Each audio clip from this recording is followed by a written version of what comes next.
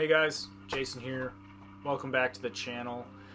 Today I'm doing another book review, and the book I'm talking about today is The Things They Carried by Tim O'Brien. Yeah, I really liked this book. I think I gave it 5 stars on Goodreads, which I don't do very often. It really just blew me away. Yeah, Tim O'Brien.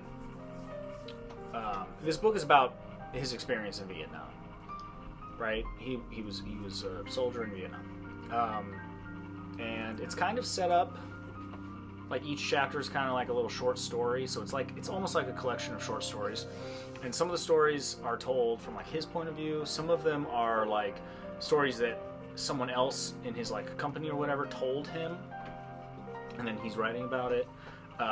Some of it takes place, before the war, like, he gets his draft notice and stuff, and there's a story about that. Some of it takes place after the war, like years later. There's a story about how he took his daughter to Vietnam, and they visited this specific spot. So, yeah, it's really, really interesting. The other part is this is a work of fiction, right? So, a major theme of this novel is that war stories, whether they are true stories, meaning that they actually happened or not, doesn't really matter, right? The truth in the story comes from the feeling of like putting you into the head space of the people who were there, right? Like, what were they feeling? What were they experiencing? What was it like to be in Vietnam? The point is that all war stories they're not totally true, right? Like, anyone telling a story about war, there's going to be embellishments and exaggerations, or even the opposite. People might downplay certain things. They're going to be told from a certain perspective, which is flawed. We're people, and we don't always understand what's happening, especially in a situation like that, like a combat situation. And yeah, some things are just straight up not true. So I think, if I had to wager, I'd say a lot of this stuff is stuff that maybe really happened, but that's not really the point of the novel.